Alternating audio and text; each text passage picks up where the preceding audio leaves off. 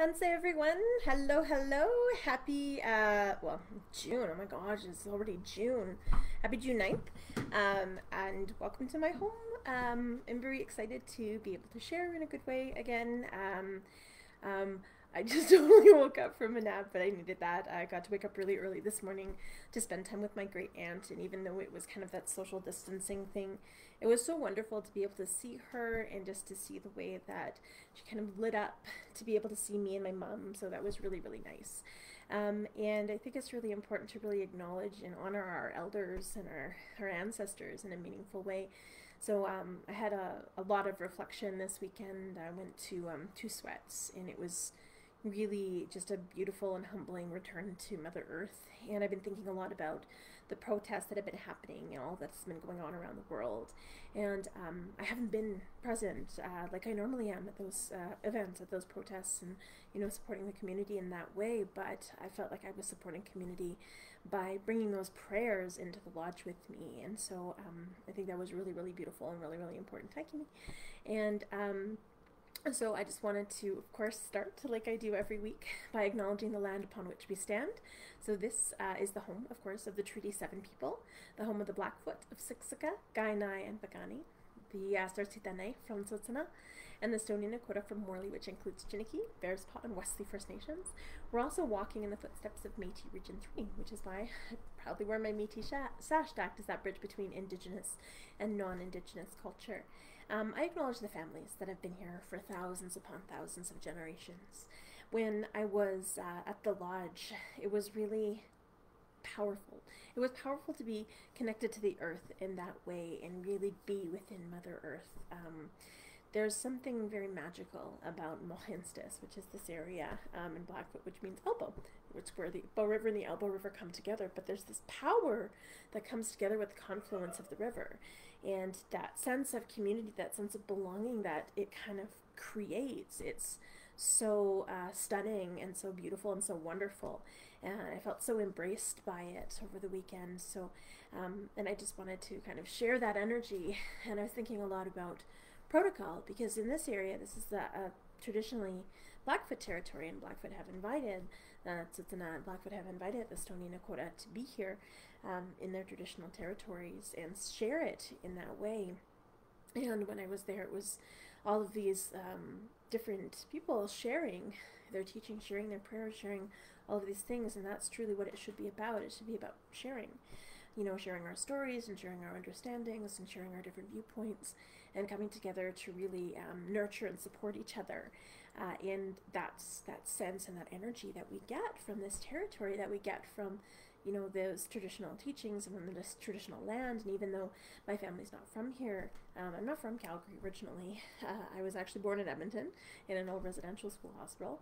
But I am from Muskeg Lake, and that's in Saskatchewan. It's kind of like north, sort of central Saskatchewan, and it's beautiful. Whenever I go back there and I connect to the land out there, it's beautiful as well. And it's just a different energy. It's a different way of being. Being home versus being somewhere where you're creating a home is a very, very different atmosphere. It's a different feeling. And when I was there, I remember after the sweat, what was really, really powerful is it was really, really hot the first day, and it was so beautiful. I love the heat. I used to sweat in Arizona, so heat doesn't bug me. I love it, love it, love it hot. And so after I left the lodge, I remember sitting with my back to the remaining fire, and I felt like my whole back was just pulsing. And I just sat there for what seemed like, at least 10 to 15 minutes, just feeling my back pulsing and listening to the birds and listening to the wind through the trees and listening to some of the other animals chatter away. And I remember feeling this sense of peace and the sense of belonging in this place. And the pulsing, it felt like the grandmother drum must feel when warriors would be playing the drum to be able to come to an understanding. And so the story of the drum is, when the grandmother drum was created, there were many, many different people that were at war, and there are many different stories about the drum and how it was created. But there was a grandmother who watched over many of the nations, and she watched them rise and fall. She was a great grandmother, and she knew many of the people in many of the nations, and she didn't want them to fight anymore because they were just hurting each other and killing each other off. And she said, no, this is unacceptable. We have to come together and share. We need each other. And so she brought the strongest warriors from all of the different nations together, and she gave them each a big willow branch. So you've probably seen the cattails. So those cattails, and this is why many of our sticks, our drumsticks and our mallets do look like cattails. But she gave it to each of the warriors, and she said, I would like you to be warriors with your hearts and with your words and with your spirit. And so she invited them all into a circle, and she stood in the center of the circle, and then she crouched down and put herself into a ball, and she said, as you speak, I would like you to strike my back. And so they did this. And of course, cattails are very soft and spongy, so it didn't hurt at first. But then as they started to share their words and share their thoughts and share their stories and share their anger and frustration, it got harder and harder. But then they realized what they were doing to the grandmother. And so they got softer, and they showed respect to the grandmother, respect to their words. And there became this pulse, there became this rhythm, this drum beat, and grandmother slowly became the grandmother drum. And she invited all of the nations, and they all continued to play. And as they did, they created music together, they created song together, they created this pulse and sound where they spoke together, not fought, but spoke. And as they did, it created peace among all of the people of those nations. And so whenever we would have a disagreement, we would go sit at the mother drum, and we would have those conversations with those songs, with our words, with our spirits, and with our hearts around grandmother drum. And that's how I felt, with that pulsing of the back, that pulsing of the different nations coming together to share those stories and share those songs. And I felt like I was carrying that energy in with me, and it gave me a sense of peace, a sense of hope for all that we're going through. This is just those pulses. When a baby's born, trust me, I've had 2 kids, but it's that sense of that chaos and destruction and that sense of pain and all of that labor that you're working so hard to have this child. And after all of that pain and all of that messiness and hurt and tears and yelling, lots of yelling. I was making coherent sentences out of nothing but curse words with my first son. But after all of that, you have this beautiful child. You have a new life. You have a new opportunity. And that's what I feel now. I feel like that pulse, it was that reminder of we're going through a new phase. We're going through, that chaos, that storm before the new dawn. And it gave me a sense of hope and a peace. And it was just really, really beautiful. So I thought I would share that today. And so to welcome everybody again into the circle, I wanted to share, of course, the Cree welcome song. Traditionally, when we share songs, we sing in rounds of 4, done in the 4 directions of the medicine wheel. But this song is a little bit different. We actually sing it in rounds of 3. And that's to keep the circle open and welcoming, so everyone completes the circle today. Because in a circle, we're all connected. There's no beginning, there's no end. No one is greater or less than anyone else in the circle, just like in the hoop of life. So it teaches us to honor each other for those differences. And it doesn't necessarily mean that we're going to agree 100% of the time, but it's important to acknowledge that everyone has a place. Everybody has a space in our community. Everybody has different things that they bring to the table, whether it be an outlook of how to get things done from a financial or a mental perspective, or like actually building things physically, or people who are really wonderful at cleaning. Honestly, I really need that help. Sometimes I'm not the most cleaner. And I had a lady that would come in once a month, and it would just motivate me to maintain that for the month, and then I would lose that motivation. But I need her. I miss her. She was wonderful, and she takes Calgary dollars. We'll talk about that later. But it was a really beautiful way of seeing how all of these different bits and pieces of our community, they work together in harmony. And that's what this song is about. It's about acknowledging all of those people in our community, whether we spend time with them or not, whether we know them deeply or not. Everyone contributes to that circle. Everybody contributes to the way that our community functions, our community works, our world works. We're all interconnected. When we say all my relations, It's because we're all related. The standing people, which are the trees, were related. You know, the flying people, the birds, were related. The crawlers, which are the bugs, we're related to them. You know, the mountains, those are our grandmothers and grandfathers that are watching over us. The water, those are our relations as well, not only our physical family as well. And so it reminds us, oh, of course, the four-leggeds, how could I ever forget them? I have two fuzzy four-leggeds running around my house that remind me of them. And so it does remind us that everything is important in that circle. And if we lose one thing in that circle, one spirit, one person, one animal even in that circle, we're missing a huge reservoir of knowledge that we need to access as a whole. And so this song, it teaches us that. It teaches us about respecting and honoring everyone within the circle. It teaches us about honoring and respecting our place in the circle, and not to compare ourselves to others, because we need everyone. We need to balance, and we have different things to share as well as different things to learn. And it's not about coming from a place of ego, but it's about coming from a place of spirit, because that's where your peace lies. And so Miasin, which is the Cree welcome song, when we sing it in 3 rounds, it's to keep that circle open and welcoming so everyone completes the circle. So whether you come in later or whether you leave early, it doesn't matter. There's no stopping and going. It just continues. Just like that circle continues to going on and on and on, this song welcomes anyone to come in and out at any time. And so this is why it's really important to start things like that. And that's also really important to acknowledge the land and the relationship that we have to it, and the relationship that we have to each other, and that responsibility. And so Miasin, which is the Cree welcome song, it's from the Nataha family from Sturgeon Lake Cree Nation in Saskatchewan. And they're in, I just thank them for keeping this song alive and the story alive. Because for many generations we couldn't speak our languages, we couldn't share our stories, we couldn't share our songs. And so the fact that these remain, it shows exactly how powerful and how necessary those teachings are.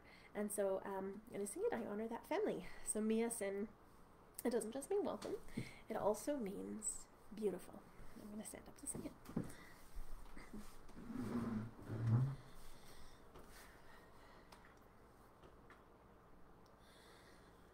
Miasin, Miasin,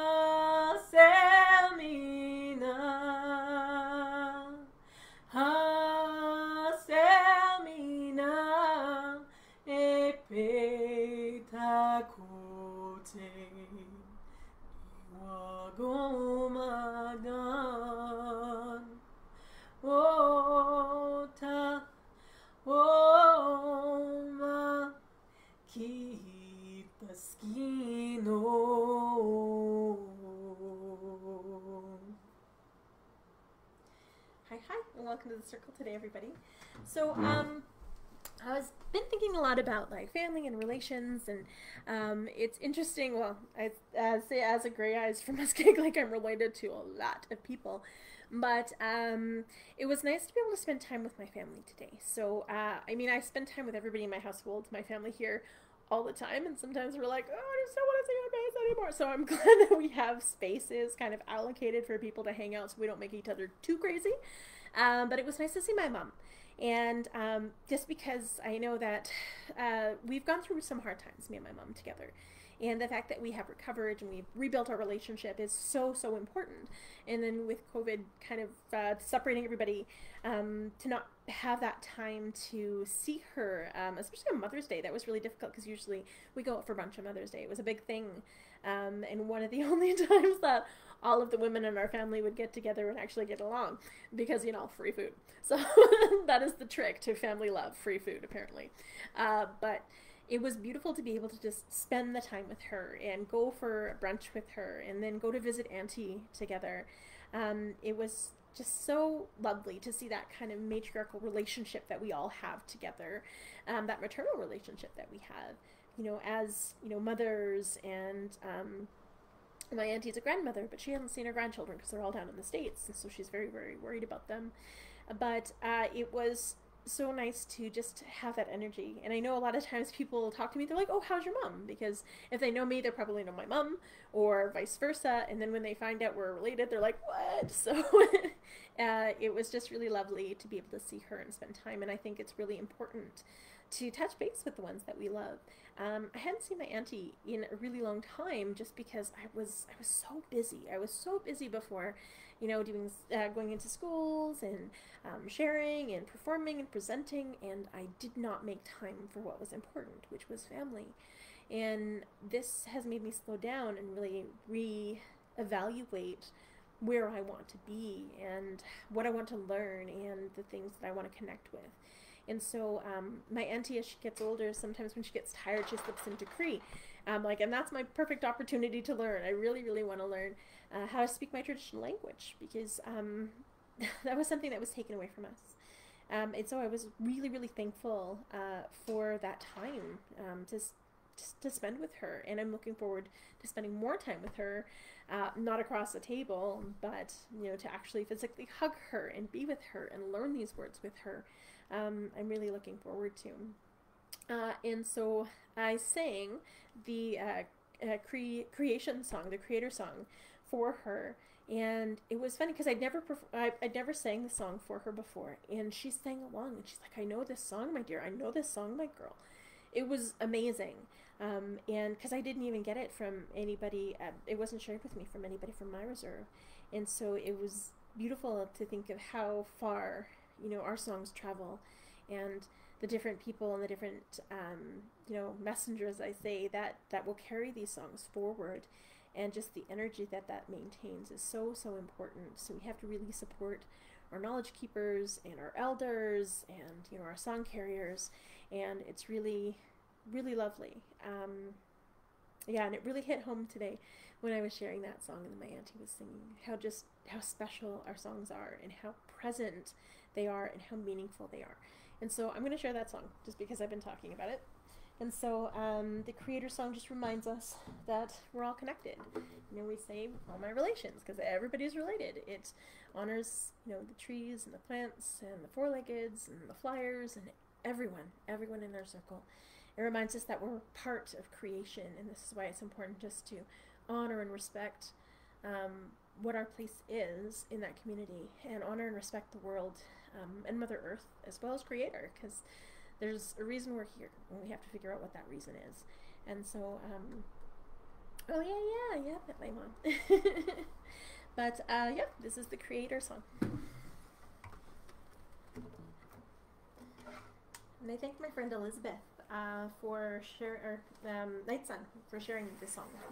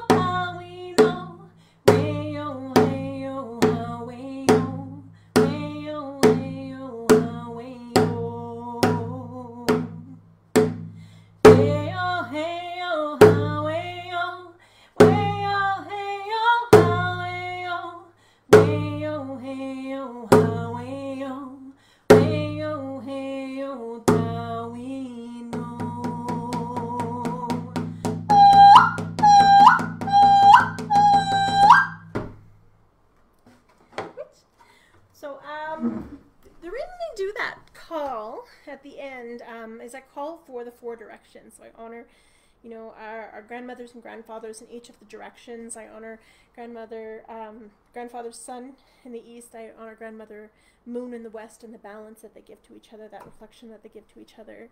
I honor Mother Earth, and I honor Creator, and so I honor that balance there too. And so it's important to honor all 4 directions. And speaking of which, I always lay all 4 directions of my medicines out when I smudge, because it's important. It's important to honor all of those different medicines, all of the teachings of the medicines and what they bring. And so even if you're not using all of the medicines within the smudge, you're still inviting that energy in, because the smudge bowl itself is all 4 directions.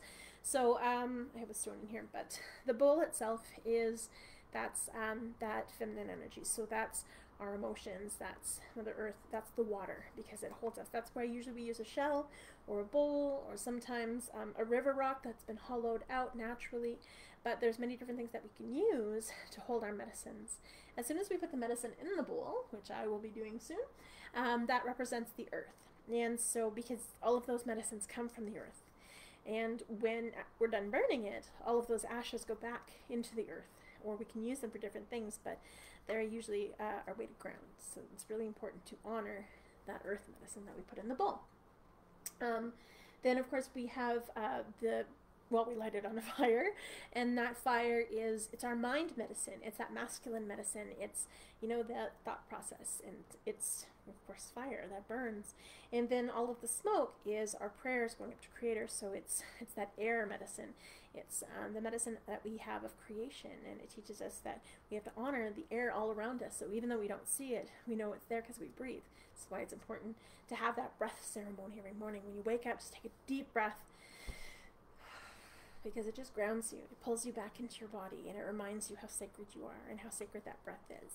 Because that breath is the first breath that Creator ever sent out to the universe. That big bang, what that was, it was a big breath.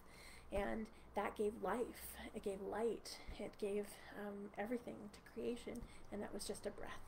And so it reminds us that we're still breathing that sacred breath, and that's within us. And that's what gives us our life, our essence, our being.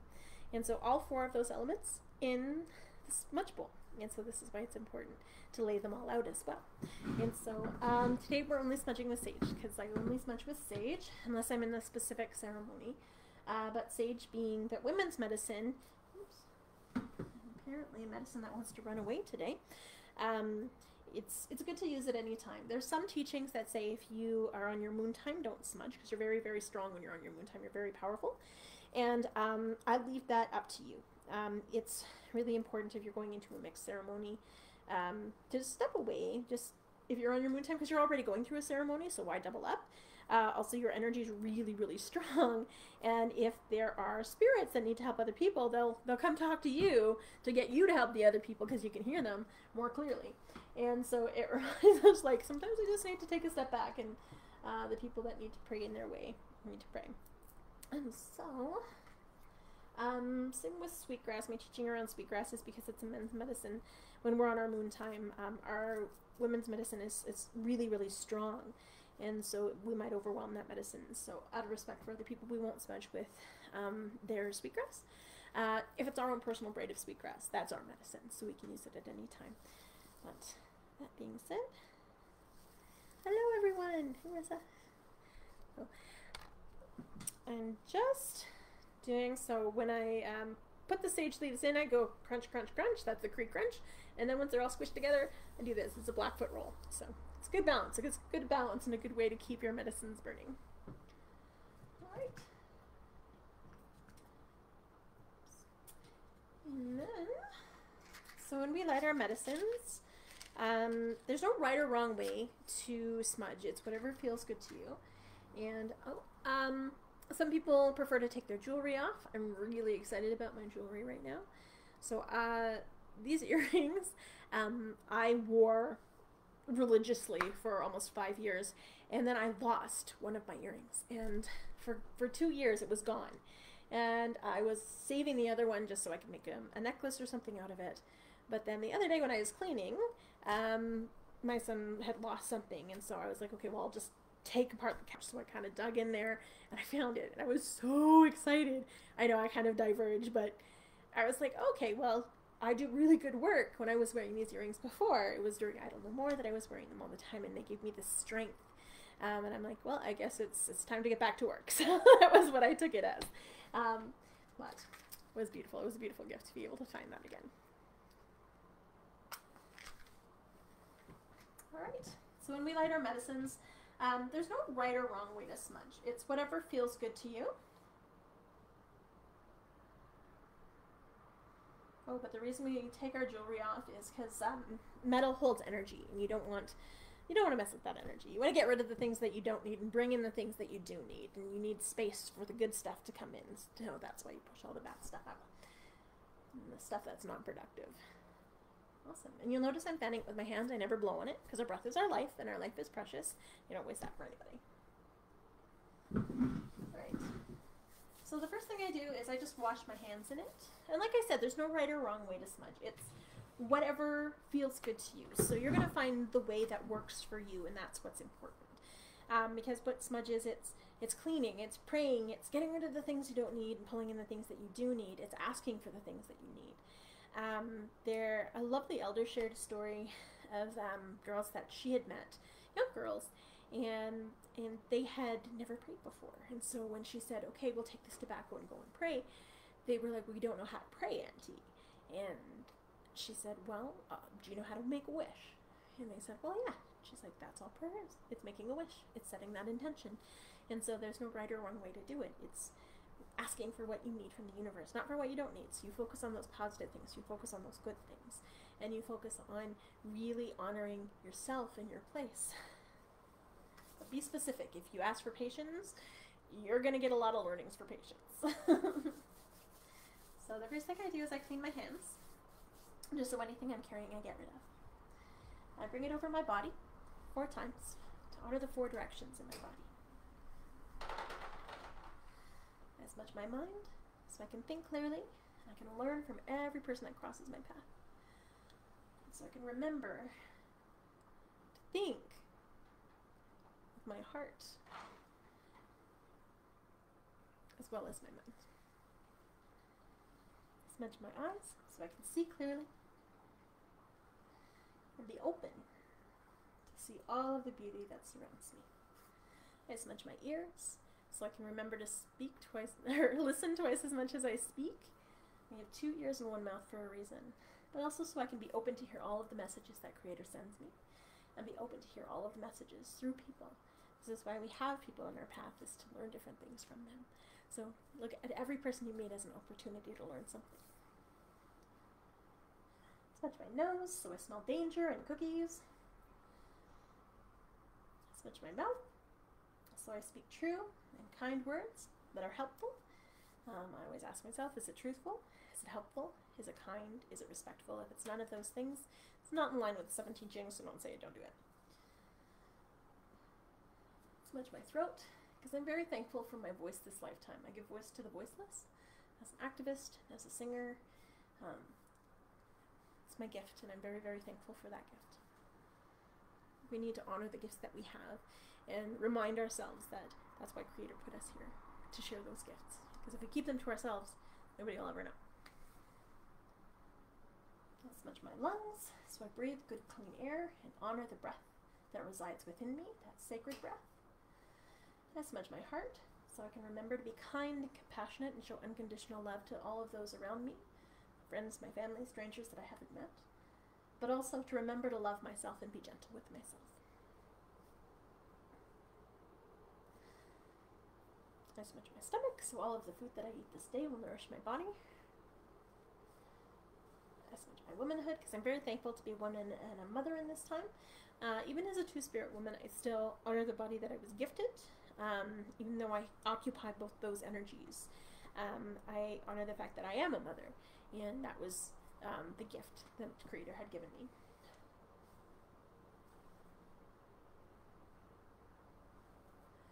I smudge my shoulders and my back so I can remember to carry all of those burdens and all of the responsibilities that Creator has gifted me with grace and humility, and honor them for all the gifts that they are, and not really burdens their responsibilities, and that's a gift. I'm going to smudge my arms and my hands so I can do the good work that Creator's put me here to do. Very thankful for my hands as a drum maker, as an artist.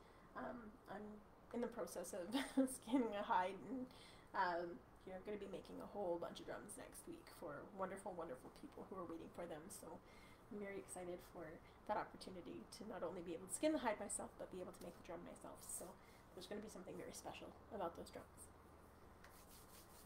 I'm very thankful for my hands for that. I smudge my legs so I can remember to stand tall and walk this red road in a good way. And I smudge my feet so I remember to stay grounded and connected to Mother Earth, treading lightly upon her, honoring her with every step. Then if there's anywhere else that you need a little extra help, a little extra love. So my back's a little sore from being in the sweat. My hips are always sore, so I always smudge those.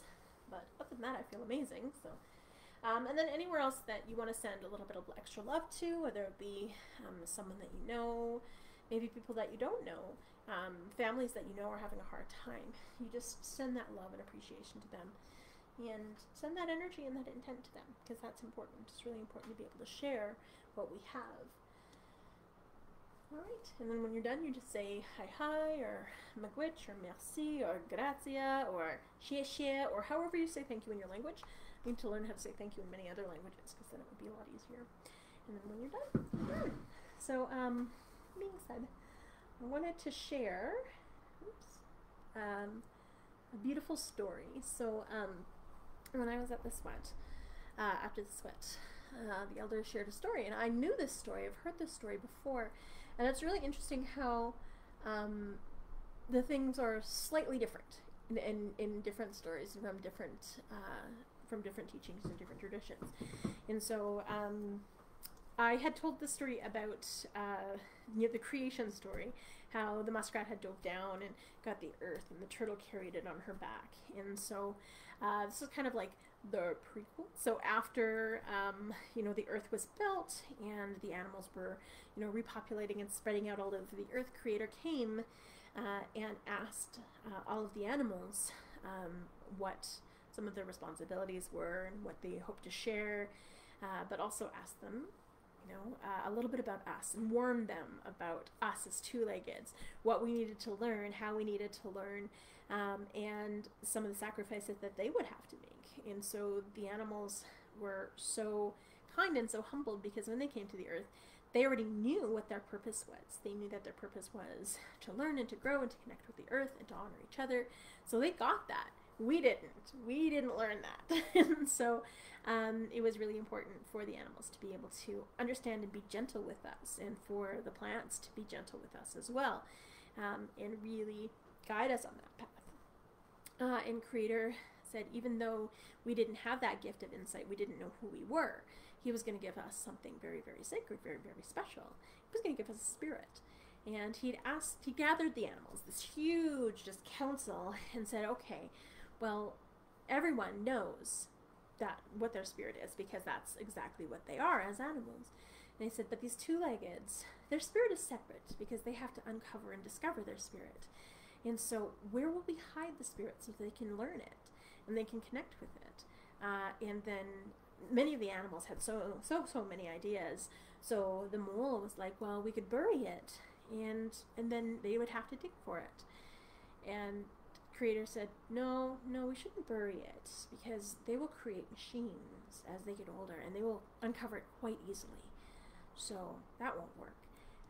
And then the surgeon was like, well, I could swim as deeply as I can, and I could bury it at the bottom of the ocean. And Creator thought about it for a moment. He said, the ocean is quite deep, but no, they will create things and be able to reach it quite easily. And so all of the animals thought and chattered to each other again, and then the eagle said, well, I could soar up to the highest peak and put it up there, put their spirits up there, And Creator said, no, they're going to learn how to climb those mountains. They're going to learn how to soar in those peaks, soar up to those peaks, and they'll be able to uncover their spirit quite easily. And the ego said, what about in the clouds? I could fly up to the clouds and we could leave them in the air in the clouds. And Creator said, no, they're going to create machines so that they could touch the sky just like the birds. So that's not a good place for their spirit either. They have to work for it. And, the worthy ones would have to discover it. And so all of the animals thought and thought and thought. And the tiny mouse came forward and said, I have a wonderful idea, Creator. And Creator said, what's that, Mr. Mouse, or Mrs. Mouse? And the mouse said, why don't we give them their spirits, but hide it inside them? So they have to learn ceremony, and they have to learn themselves to uncover it. And Creator thought this was the perfect idea. And so us, two-leggeds, were born with our spirits within us, but we need ceremony to deeply connect to our spirits. And so it's really important that we connect and have that breath and have that ceremony every day to be able to understand and connect to the world around us, but to connect to ourselves.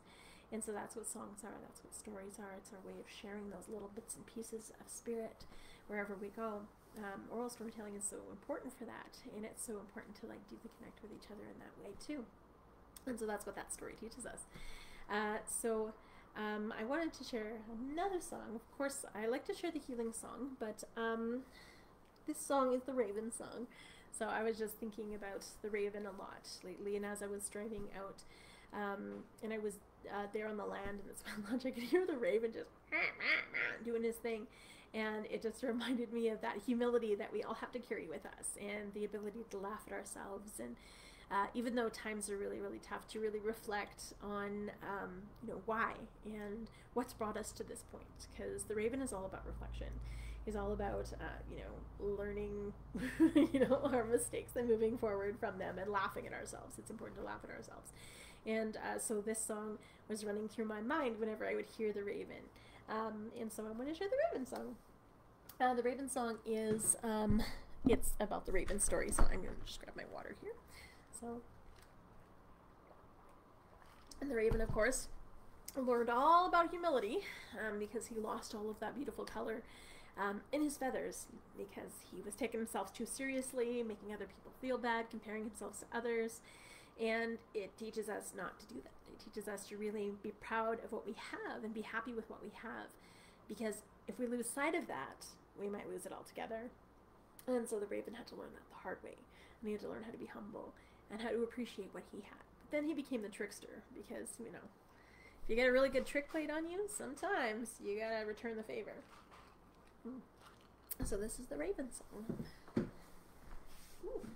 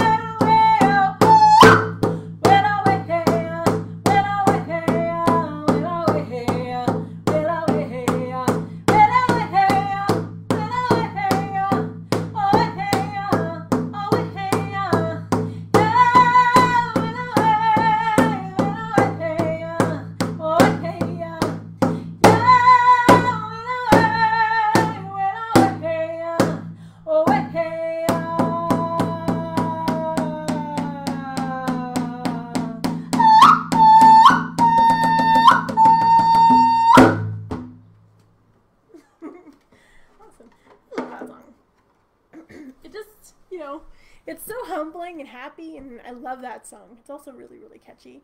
But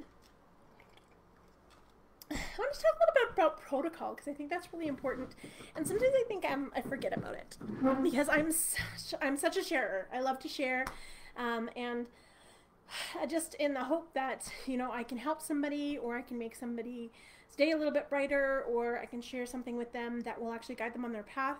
That's really, really important to me.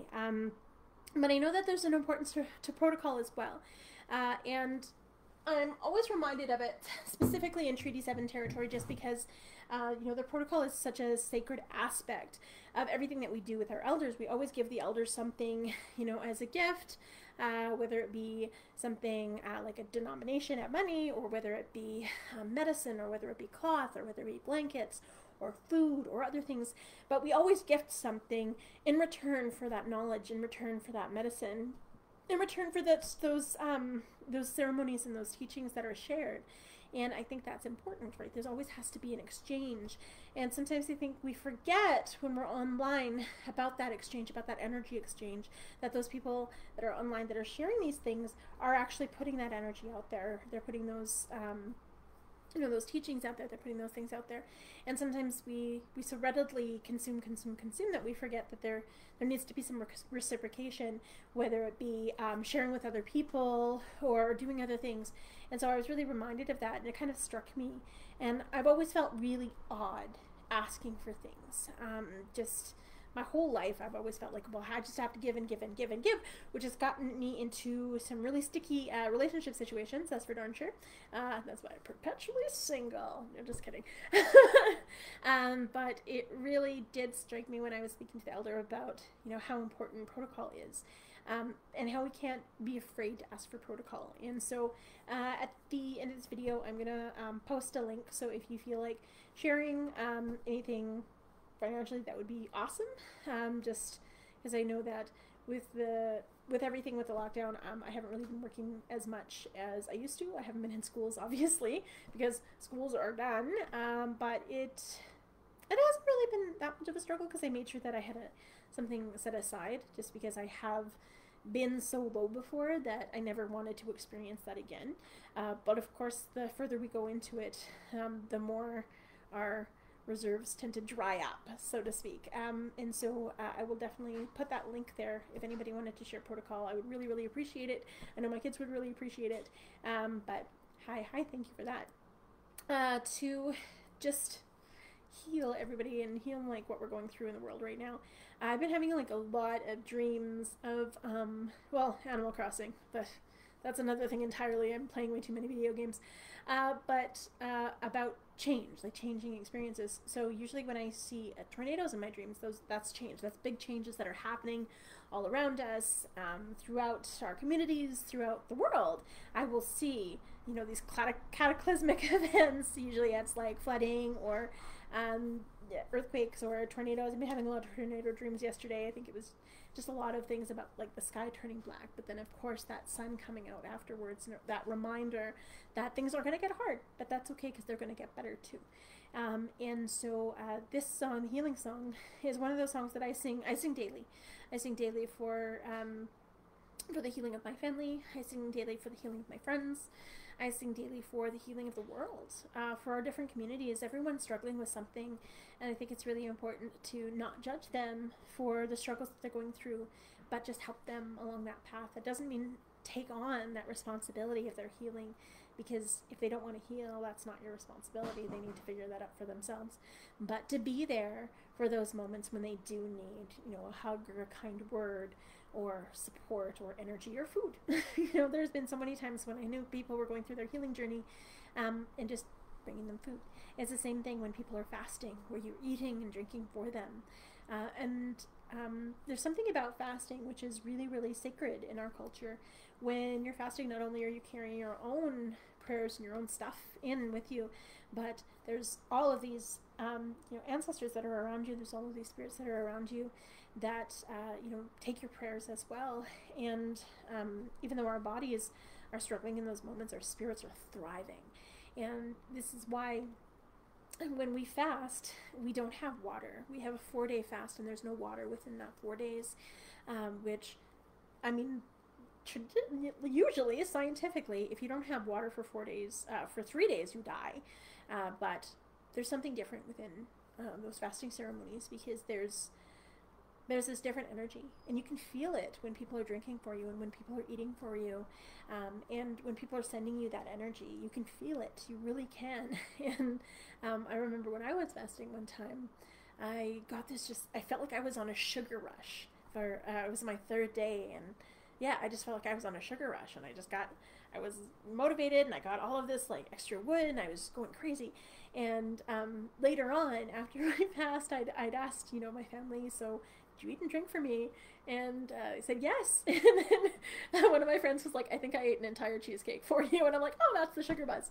So it was quite funny. But it's this song just reminds me of that healing power that we have with each other, and how we can share that energy with each other. And so it's called the crying song or the wailing song, because there's so much healing power in our tears. But it's really about just honoring and letting that energy go, and knowing that sometimes we have a surplus of energy. We can share that. We can share that with other people, with other nations, with other communities, with individuals, but also the broader world around us, with Mother Earth, so she can channel that energy to where it needs to go. But that's what this song really captures. And so we sing it, of course, in 4 rounds to honor the 4 directions of the medicine wheel. But the 3rd round, we stop drumming. And in that round, it invites us to really pray and reflect on, the healing that we need in our own lives, the healing that the world around us needs, that those people that we're praying for need.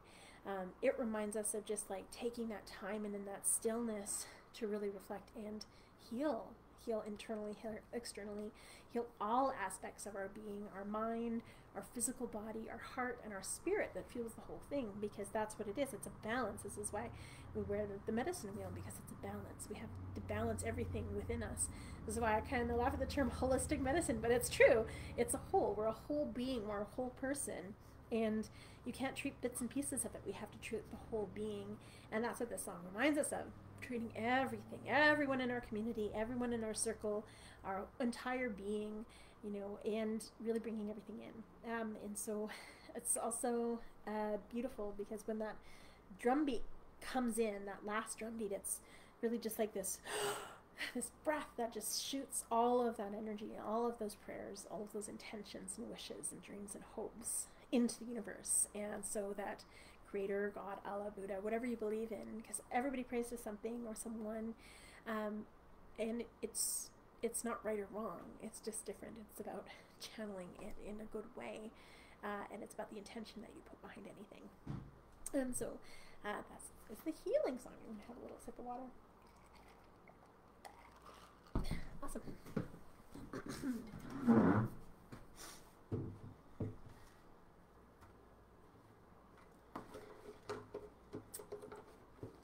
Oops.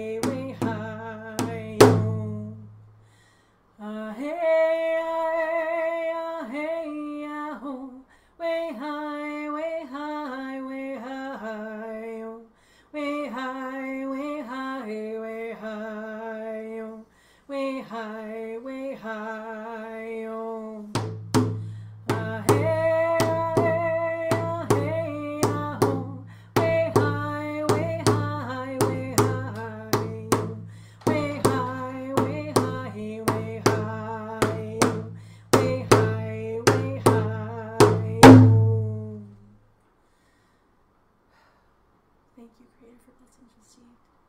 Thank you to the teachings. the ancestors, and all the winds of the four directions that guide us on our path. Thank you to all of our relations. Hey. Yeah. I know last week I was trying to remember a song and think of a song and share that song, which is it's like a farewell song. It's just really about movement, and it's about honoring, sometimes moving forward, sometimes moving on, but always remembering what's brought us and pushed us there. It's very similar to Gijima Beso, which is the Thunderbird song, because the Thunderbird teaches us that too.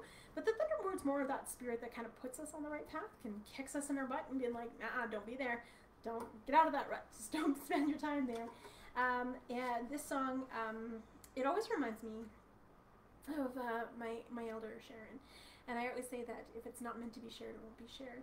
And so sometimes I'll think of it all day, and then when I go to share it, it won't be there anymore. So kind of happened right now. Just kidding. But it's the intention, I think, that you put into everything that you do. And so by a lot of time when people are hearing the songs, they can feel the intention of the song. And with this song, it's feeling that intention of, moving forward, moving on, growing, but never forgetting where you come from, never forgetting your roots, and really what's led you to this moment. Oops.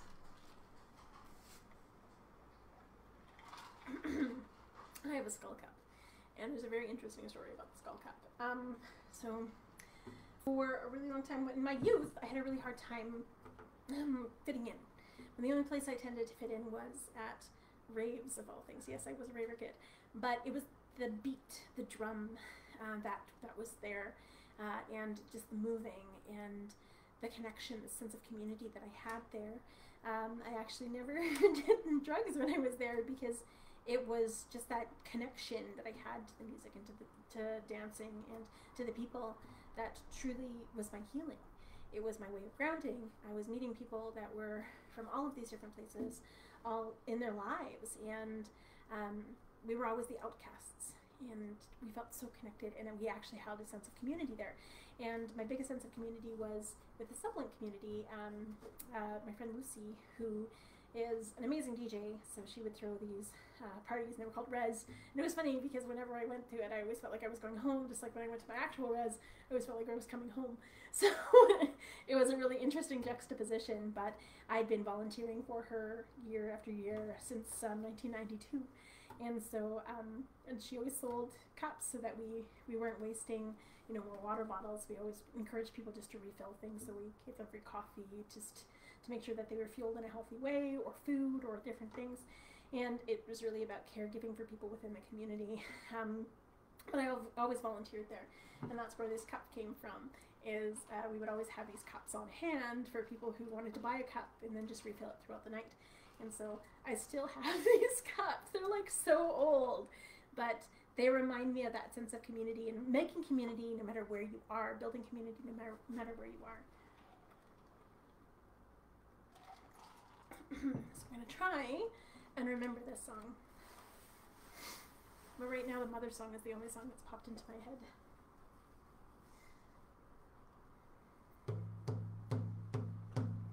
So I'm going to sing the Mother song because it's the only one that's coming.